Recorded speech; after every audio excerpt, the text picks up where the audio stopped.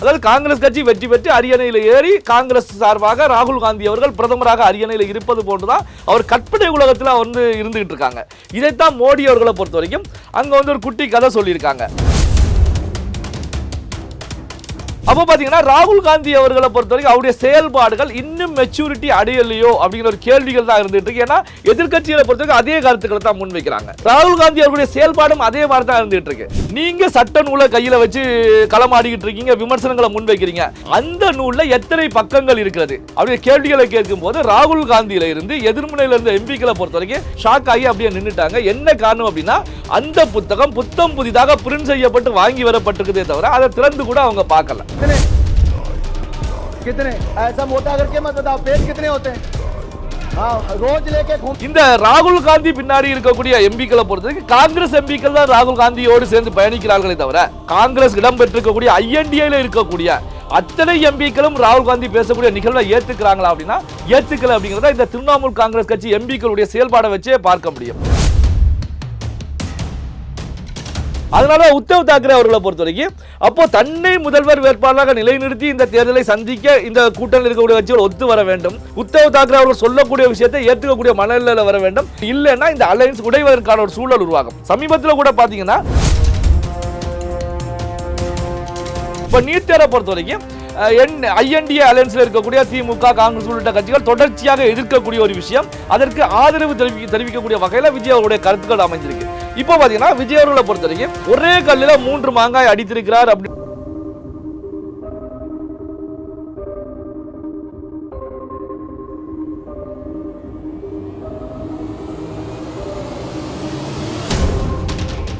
Real one voice நேயர்களுக்கு வணக்கம். இன்றைய சிறப்பு நேர்காணலுக்காக நம்முடன் இணைகிறார் அரசியல் விமர்சகர் திரு நெல்லை சிவா அவர்கள். வணக்கம் சார். வணக்கம். நாடாளுமன்றத்தில் பிரதமர் மோடி அவர்கள் 2.5 மணி நேரம் பேசியிருக்காரு. இதில் காங்கிரஸ் குற்றச்சாட்டுகளுக்கு விமர்சனங்களுக்கு பதிலடி கொடுக்கும் வகையில் அவரோட பேச்சு வந்து அமைஞ்சிருக்கு. இது எப்படி பார்க்குறீங்க சார்? குடியரசுத் தலைவர் அவர்களுடைய பேச்சுக்கு நன்றி தெரிவிக்கக்கூடிய தீர்மானத்தில் ராகுல் காந்தி பேசிய விவகாரங்கள், எதிர்கட்சிகள் எல்லாம் நாடாளுமன்றத்தில் மிகப்பெரிய அளவில் ஆளும் பாரதிய ஜனதா கட்சிக்கு எதிராக போர்க்கொடி தூக்கி நாடாளுமன்றத்திலேயே அமளி தும்மளியில் ஈடுபட்ட விவகாரங்கள், இதற்கு பிரதமர் மோடி அவர்கள் பதிலடி கொடுக்கக்கூடிய வகையில் தான் தொடர்ச்சியாக 2.5 மணி நேரம் அங்கே பேசியிருக்காங்க. மோடி அவர்களை பொறுத்த வரைக்கும் நாடாளுமன்றத்தில் இந்த அளவுக்கு பேசுவாரா அப்படின்னா கடந்த காலத்தை எடுத்து பார்த்தீங்க அப்படின்னா குறிப்பிட்ட ஒரு 10 நிமிஷம் 15 நிமிஷத்தோட பிரதமர் அவர்களை பொறுத்த வரைக்கும் உரையை முடிக்கக்கூடிய இதை தான் நாம் பார்த்துருப்போம். இந்த முறை பார்த்தீங்கன்னா 2.5 மணி நேரம் தொடர்ச்சியாக அங்கு பேசியிருக்காங்க. மக்கள் நலம் சார்ந்த பிரச்சனைகள், பாரதிய ஜனதா கட்சி மூலமாக கொண்டு வரப்பட்ட திட்டங்கள், எதிர்காலத்தில் கொண்டு வரக்கூடிய விஷயங்கள், அதே நேரத்தில் கடந்த காலத்தில் காங்கிரஸ் ஆட்சியில் இந்தியா எப்படி இருந்தது, இப்போ இந்தியா எப்படி இருக்கிறது, காங்கிரஸ் கட்சியுடைய வாக்குறுதிகள் எல்லாமே செல்லா காசா போய்கிட்டு இருக்கு. குறிப்பா பாத்தீங்க அப்படின்னா இந்த 1 லட்சம் ரூபாய் அப்படிங்கிறது குடும்ப தலைவிகளுக்கு 1 லட்சம் ரூபாய் அப்படிங்கிற விஷயத்தை மோடி வந்து அப்போ 1 லட்சம் ரூபாய் அப்படின்னா வந்து மாதம் 8,500 ரூபாய் அக்கௌண்ட்டுக்கு வரும் அப்படின்னு சொல்லி ஏற்கனவே காங்கிரஸார் பிரச்சாரங்களை ஈடுபட்டாங்க. ஸோ இதையும் சுட்டி காட்டியிருக்காங்க. அதாவது பார்த்தீங்கன்னா ராகுல் காந்தி அவர்களை பொறுத்த வரைக்கும் காங்கிரஸ் கட்சி ஐஎன்டிஐ வெற்றி பெற்று ஆட்சிக்கு வந்தால் ஒவ்வொரு இல்லத்தரசிகளுக்கும் 1 லட்சம் ரூபாய் மாதம் 8,500 ரூபாய் வரும் அப்படின்னு சொல்லி தெரிவித்தாங்க. இப்போ பார்த்தீங்கன்னா இது ராகுல் காந்தி டேஸ்ன்னு சொல்லலாம். ஏன் ராகுல் காந்தி டேன்னு சொல்கிறோம் அப்படின்னா இந்த 8,500 ரூபாய் அக்கௌண்ட்டில் வந்து விழ வேண்டிய நேரம் இது அப்படின்னு சொல்லி விமர்சனங்களாக முன் வச்சிருக்காங்க. இதே பார்த்தீங்க அப்படின்னா காங்கிரஸுக்கு பெரிய ஒரு சவுக்கடி அப்படின்னு கூட எடுத்துக்கலாம். ஏன்னா ஒரு கட்சியை பொறுத்த வரைக்கும் ஆட்சியில் இருக்கிறது அப்படின்னா அந்த கட்சி மீது விமர்சனங்கள் பெரிய அளவில் விழும். எதிரில் இருக்கக்கூடியவங்களை பொறுத்த வரைக்கும் அந்த ரூலிங் பார்ட்டியை வீழ்த்தி எளிதாக ஆட்சியில் உட்கார முடியும். கடந்த காலத்தில் ராகுல் காந்தி அவர்களை பொறுத்த வரைக்கும் ஐஎன்டிஏ அலையன்ஸை பொறுத்த வரைக்கும் காங்கிரஸ் கட்சியை பொறுத்த வரைக்கும் பல இலவச வாக்குறுதிகளை அள்ளி தட்டியும் அந்த தேர்தலில் வெற்றி கனியை பறிக்க முடியாத ஒரு சூழல் தான் இருந்துச்சு.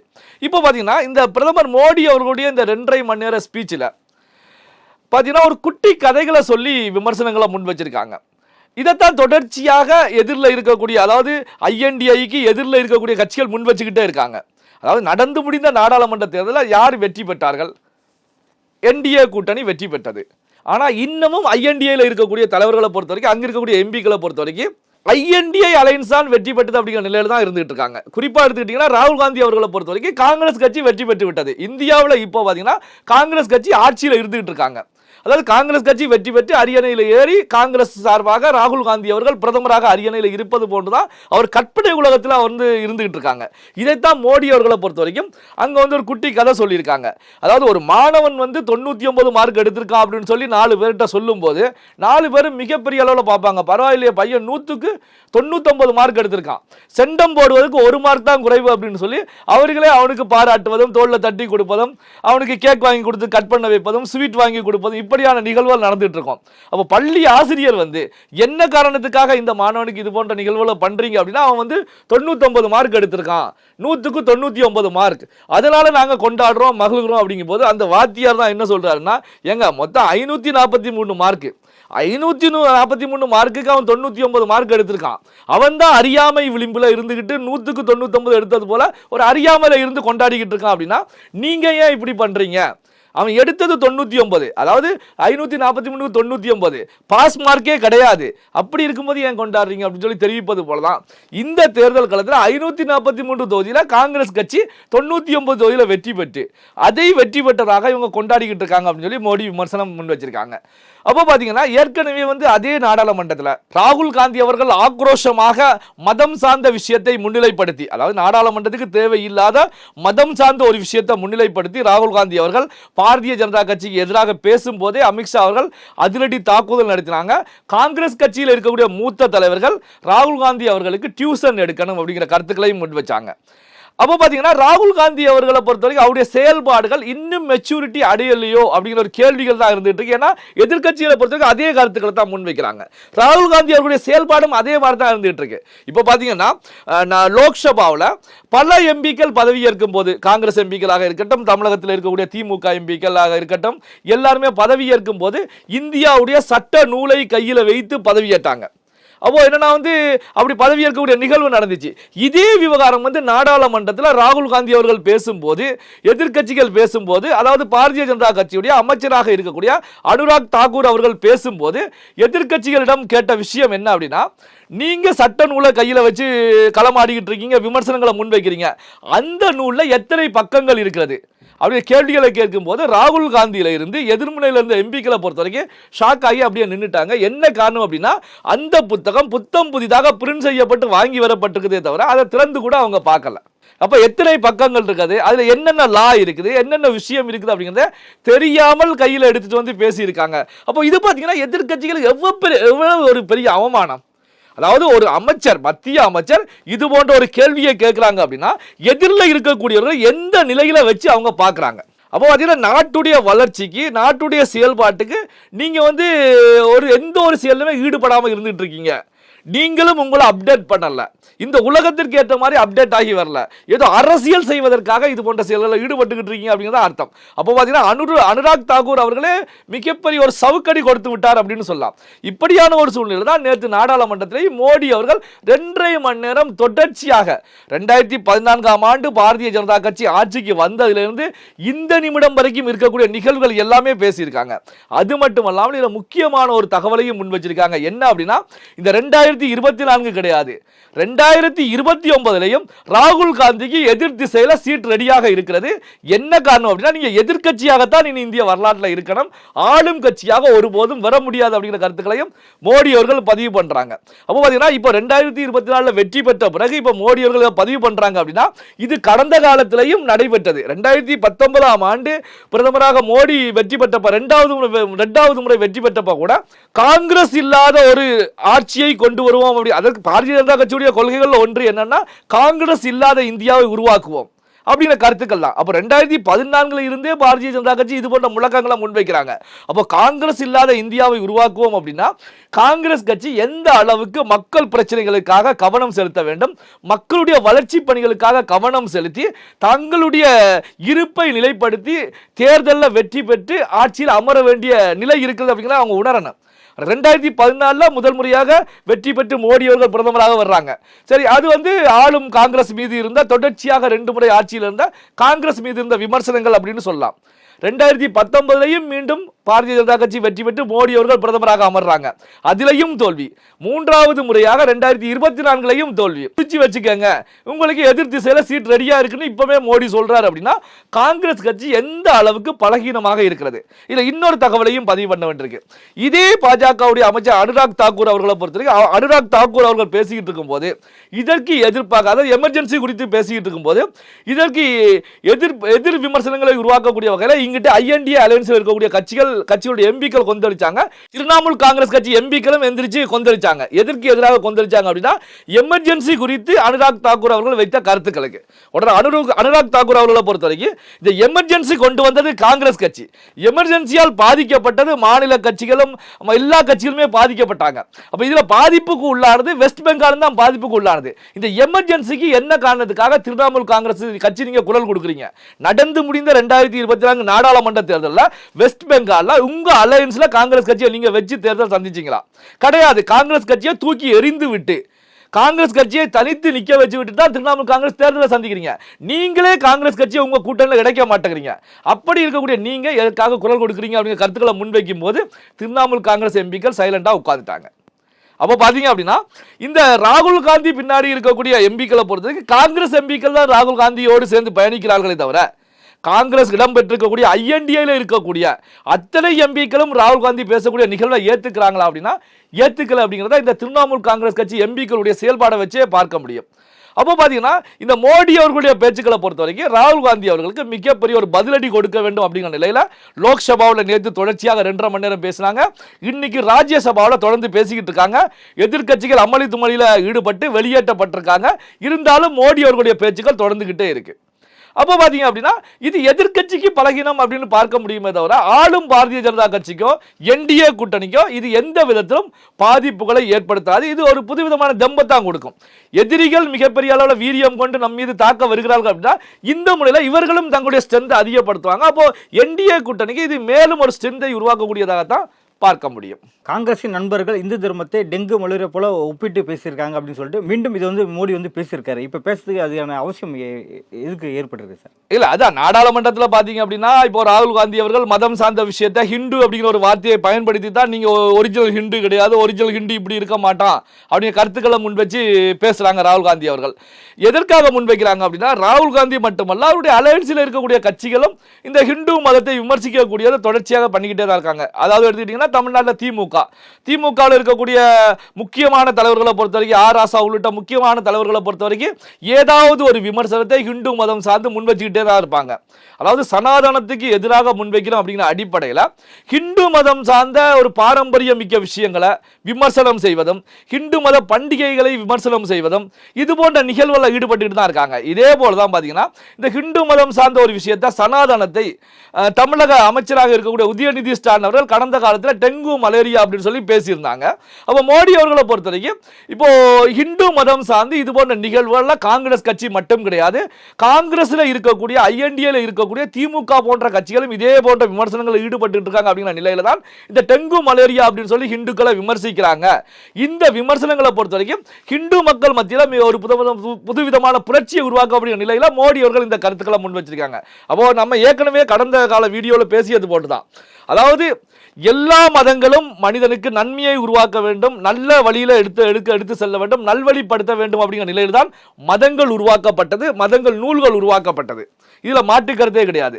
ஆனால் இன்றைக்கு இருக்கக்கூடிய நவநாகரிக உலகில் மாடர்ன் வேர்ல்டில் நம்முடைய மக்களை பொறுத்த வரைக்கும் எந்த மதம் சார்ந்தவர்களாக இருந்தாலும் அந்த நூல்களை ஃபாலோ பண்ணி தான் வாழ்கிறார்களா அப்படின்னா 99% கிடையாது. அது எந்த மதமாக இருந்தாலும் இருந்துட்டு போட்டோம், ஹிந்துவா கிறிஸ்துவா இஸ்லாமியமா, அந்த மத நூலில் சொல்லப்பட்ட வழிமுறைப்படி இவர்கள் வாழ்கிறார்களா, அந்த நூலை ஃபாலோ பண்ணி வாழ்கிறார்களா, நன்மை செய்யக்கூடிய வகையில வாழ்கிறார்களா, மனித நேயத்தோடு வாழ்கிறார்களா, இதெல்லாம் பார்க்கும்போது எந்த மதத்திலையுமே கிடையாது. அதாவது மூட நம்பிக்கைகள் அப்படிங்கிறது எல்லா மதங்களிலும் உண்டு அப்படின்னு தான் எடுக்க முடியும். அப்போ பார்த்தீங்கன்னா இப்படியான ஒரு சூழ்நிலையில ஹிந்து மதத்தை டார்கெட் பண்ணி அடிக்கக்கூடிய நிகழ்வுகளுக்கு தான் இது போன்ற கருத்துக்களை முன்வைக்கிறாங்க. அப்போ பார்த்தீங்கன்னா இந்த ஹிந்து மதம் சார்ந்த ஒரு விஷயம் நாடாளுமன்றத்தில் எதிரொலிக்கப்பட்டது. இது இந்திய அளவில் ஹிந்துக்கள் மத்தியில் ஒரு எழுச்சியை உருவாக்கும். ஏன்னா பாரதிய ஜனதா கட்சியை பொறுத்த வரைக்கும் ஹிந்து அப்படிங்கிற இந்து மதம் சார்ந்த ஒரு கட்சி, இந்துத்துவா சார்ந்த கட்சி அப்படிங்கிற மாற்றம் கிடையாது. ஏன்னா இந்தியாவில் பெரும்பான்மையான இருக்கக்கூடிய ஹிந்துக்களை மையப்படுத்தி பாரதிய ஜனதா கட்சி ஆட்சி பண்ணிக்கிட்டு இருக்காங்க. அப்படி இருக்கக்கூடிய சூழ்நிலையில காங்கிரஸ் கட்சியை பொறுத்த இதுக்கு ராகுல் காந்தி அவர்களை பொறுத்த வரைக்கும் பாரதிய ஜனதா கட்சிக்கு தான் ஒரு முக்கியமான விஷயத்தை எடுத்து கொடுத்திருக்காங்க. அதாவது இதெல்லாம் பாரதிய ஜனதா கட்சியுடைய வளர்ச்சிக்கு பயன்படக்கூடிய நிகழ்வாகத்தான் பார்க்க முடியும். இந்த அடிப்படையில் தான் மோடி அவர்களும் நாடாளுமன்றத்தில் ஒரு பதிலடி கொடுத்திருக்காங்க. மகாராஷ்டிராவில் அசெம்பிளி தேர்தல் சில மாதங்களில் தான் வர இருக்குது. இதில் பார்த்தீங்கன்னா சஞ்சய் ராவத் என்ன சொல்லியிருக்காருன்னா, உத்தவ் தாக்கரே தான் முதல்வர் வேட்பாளர் அப்படின்னு சொல்லியிருக்காரு. இதுக்கு தேசியவாத காங்கிரஸ், சரத்பவாரோட தேசியவாத காங்கிரஸும் மறுப்பு தெரிவிச்சிருக்காங்க. இது எப்படி பார்க்குறீங்க சார்? அதாவது பார்த்தீங்கன்னா, நம்ம ஏற்கனவே சொன்னது போல தான் ஒரு மதம் சார்ந்த ஒரு விஷயம் நாடாளுமன்றத்தில் எதிரொலிக்கப்பட்டிருக்கிறது. மகாராஷ்டிராவுடைய அரசியல் களத்தை எடுத்து பார்த்தீங்கன்னா, மகாராஷ்டிராவில் ஒரு மதம் சார்ந்த விஷயம் ஆழமாக ஊன்றி கிடக்கக்கூடிய மாநிலங்களில் ஒன்று மகாராஷ்டிரா. அதாவது அந்த சிவசேனா அப்படிங்கிற கட்சி பால் தாக்கரே மூலமாக கொண்டு வரப்பட்டதே இந்துத்துவாவை மையப்படுத்தி கொண்டு வரப்பட்ட கட்சி தான் சிவசேனா கட்சி. அப்ப சிவசேனா இப்போ 2 பிரிவா உடைஞ்சு கிடக்குது. ஏக்நாத் சிண்டே தலைமையிலான சிவசேனா பாரதிய ஜனதா கூட்டணியோட அங்க இருந்துட்டு இருக்காங்க, என்டிஏ அலையன்ஸ்ல இருந்துட்டு இருக்காங்க. இவர்கள் உத்தவ் தாக்கரே அணியிலிருந்து வெளியேறி இந்த பக்கம் வந்ததுக்கு காரணம் என்ன அப்படின்னா, இவர்கள் பாத்தீங்க அப்படின்னா காங்கிரஸ் கட்சியோட பயணிக்கிறாங்க, என்சிபியோட பயணிக்கிறாங்க. அப்போ நம்முடைய வாக்கு வங்கி பாதிப்பை உருவாக்கும் அப்படின்னு சொல்லி சிவசேனாவில் ஏற்பட்ட கிளர்ச்சி தான் 2 அணியாக அங்க உடைஞ்சு ஏக்நாத் சிண்டே தனி அணியாக பாரதிய ஜனதா கட்சியோட செல்றாங்க. அப்போ பாரதிய ஜனதா கட்சியோட தான் சிவசேனா தொடர்ச்சியாக பயணிச்சுக்கிட்டு இருந்தாங்க. அதை தாண்டி இந்த பக்கம் உத்தவ் தாக்கரே வந்ததன் மூலமாக தான் அங்க அணியில பிளவு ஏற்படுவதற்கான ஒரு காரணமே உருவாகிச்சு. அதாவது பாத்தீங்கன்னா, காங்கிரஸ் கூட எப்போ கைகோர்த்தாங்களோ, என்சிபியோட எப்போ கைகோர்த்தாங்களோ, அடுத்த நிமிஷமே சிவசேனா 2 உடைஞ்சிருச்சு. இப்போ பாத்தீங்கன்னா, உத்தவ் தாக்கரே அவர்களை பொறுத்த வரைக்கும் என்சிபி கூட காங்கிரஸ் கூட அலையன்ஸ்ல இருந்துட்டு இருக்காங்க. அதே நேரத்தில் இப்போ மகாராஷ்டிராவில் இந்த ஆண்டு இறுதியில் சட்டமன்ற தேர்தல் நடைபெற இருக்கிறது. அப்போ சிவசேனாவுடைய உத்தவ் தாக்கரே தலைமையிலான சிவசேனாவுடைய தலைவராக சஞ்சய் ராவத் அவர்கள் இருந்துட்டு இருக்காங்க. சஞ்சய் ராவத் அவர்களை பொறுத்த வரைக்கும் தற்போதைய நிலையிலேயே அலையன்ஸ்ல பிளவுகளை ஏற்படுத்தக்கூடிய வகையில் செயல்பாடுகளில் களமாட தொடங்கிட்டாங்க.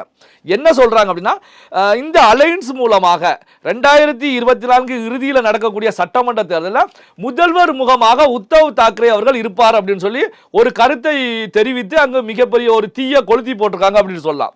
என்ன காரணம்னா, சரத்பவார் அவர்களை பொறுத்தவரைக்கும் நீண்ட நெடிய அரசியல் அனுபவம் கொண்ட ஒரு தலைவர். அதாவது பார்த்தீங்கன்னா, ஐஎன்டிஏ கூட்டணி உருவாகுவதற்கு மிக முக்கியமான ஒரு தலைவராகவும் சரத்பவார் இருந்துட்டு இருந்தாங்க. இப்படிப்பட்ட சரத்பவார் அணியில் இருக்கும் போதும் உத்தவ் தாக்கரே தான் முதல்வர் வேட்பாளர் அப்படின்னு சொல்லி சஞ்சய் ராவத் அவர்கள் கருத்துக்களை முன்வைக்கிறாங்க. இந்த விஷயம் தான் அலையன்ஸுக்குள்ள ஒரு மிகப்பெரிய ஒரு கிளர்ச்சியை, ஒரு பிரச்சனையை உருவாக்குது. ஏன்னா காங்கிரஸ் கட்சியுடைய தலைவராக நானா பட்டேலே இருந்துட்டு இருக்காங்க. இப்போ பார்த்தீங்கன்னா, நானா பட்டேலும் இதை ஏற்றுக்கிடல, சரத்பவாரும் இதை ஏற்றுக்கிடல. இப்போ சரத்பவார் என்ன கருத்துக்களை முன்வைக்கிறாங்க அப்படின்னா, நாங்க ஒரே அலையன்ஸ்ல இருக்கிறதுனால இந்த அலையன்ஸுடைய முகமாக ஒரு ஆளை நாம முதலமைச்சர் வேட்பாளராக கொண்டு வர வேண்டும் அப்படிங்கிற கருத்துக்களை முன்வைக்கிறாங்க. அதாவது பாத்தீங்கன்னா, பொதுவான ஒரு நபரை அங்கு முதல்வராக கொண்டு வர வேண்டும் அப்படிங்கிற நிலையில சரத்பவார் அவர்கள் கருத்துக்களை முன்வைக்கிறாங்க. இப்போ பாத்தீங்கன்னா, இந்த விஷயத்தை பொறுத்த வரைக்கும் இப்போ இந்த அலையன்ஸ்ல பிரச்சனைகளை உருவாக்க போகிறது.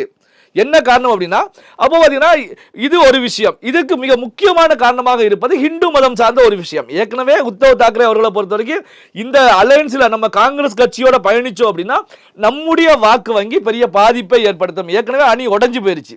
இருக்கக்கூடிய வாக்களையாவது தக்க வைக்கணும் அப்படின்னா காங்கிரஸ் கட்சியுடைய ராகுல் காந்தி அவர்கள் இந்து மதம் சார்ந்த ஒரு விவகாரத்தை முன்னிலைப்படுத்தி மிகப்பெரிய நாடாளுமன்றத்தில் அமளி துமளியில் ஈடுபட்டதனால இந்த விவகாரம் மகாராஷ்டிரா சட்டமன்ற தேர்தலில் எதிரொலிக்கும்.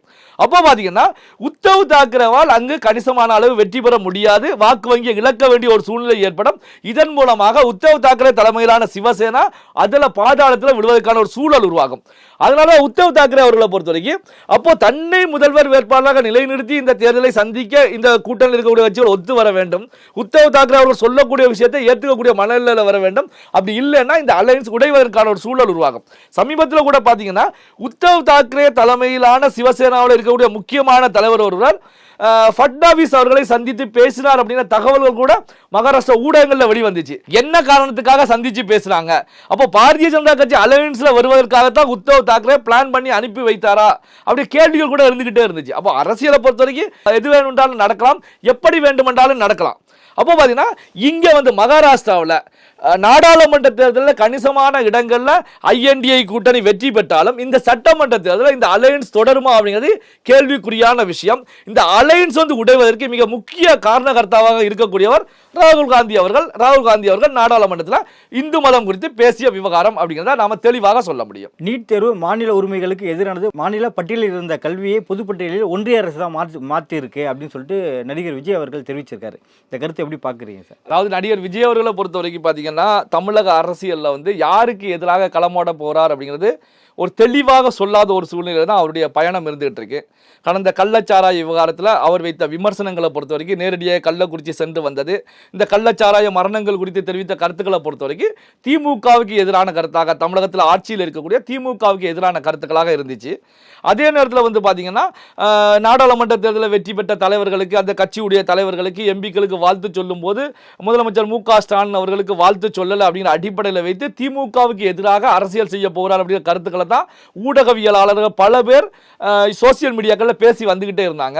அப்போ பார்த்தீங்கன்னா திமுக அலையன்ஸில் இருக்கக்கூடிய காங்கிரஸ் போன்ற கட்சிகளுக்கு எதிராக இப்போ விஜய் அவர்கள் தன்னுடைய பயணத்தை முன்னெடுக்க தொடங்கி விட்டார் அப்படிங்கிற கருத்துக்கள் முன்வரும் போதுதான் தற்போதைய நிலையில் பார்த்தீங்கன்னா விஜய் அவர்களை பொறுத்த வரைக்கும் பாரதிய ஜனதா கட்சிக்கு எதிரான கருத்துக்களை முன் வச்சிருக்காங்க. இந்த நீட் தேர்வு விவகாரம் குறித்து விமர்சனங்களை முன் வச்சிருக்காங்க.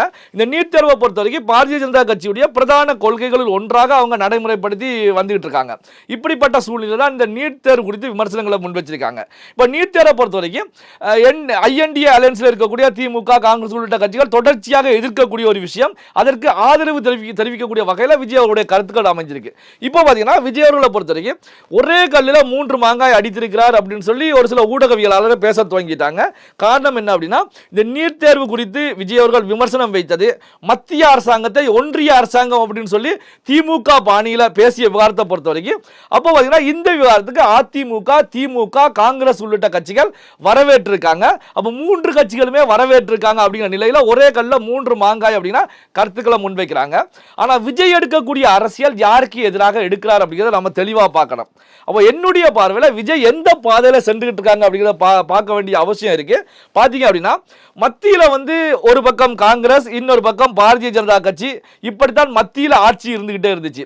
இடது வலது அப்படிங்கிற நிலையில் மத்தியில் ஆட்சி, எதிர் திசையில் இருக்கக்கூடிய எதிர்கட்சி அப்படிங்கிற நிலையில் அரசியல் பயணம் இருந்துகிட்டே இருக்கக்கூடிய சூழ்நிலை தான். இதை உடைக்கணும் அப்படின்னு சொல்லி ஒரு கட்சி உருவாகிச்சு. அந்த கட்சி ஆம் ஆத்மி கட்சி. பார்த்தீங்கன்னா இந்த ஆம் ஆத்மி கட்சியை பொறுத்த வரைக்கும் இடதுசாரி சிந்தனையும் கிடையாது, வலதுசாரி சிந்தனையும் கிடையாது. அதாவது ஒரு நலம் சார்ந்த ஒரு பாலிசி அப்படிங்கிற நிலையில் ஒரு சில திட்டங்களை வரவேற்பதும் ஒரு சில திட்டங்களை எதிர்ப்பதும். அதாவது பார்த்தீங்கன்னா காங்கிரஸ் தவறு செய்த காங்கிரஸால் கொண்டு வரப்பட்ட திட்டங்களையும் ஒரு சில திட்டங்களை வரவேற்றாங்க, ஒரு சில இதை எதிர்த்தாங்க. பாஜகவால் கொண்டு வரப்பட்ட திட்டங்களையும் ஒரு சில திட்டங்களை வரவேற்றாங்க, ஒரு சில திட்டங்களை எதிர்த்தாங்க.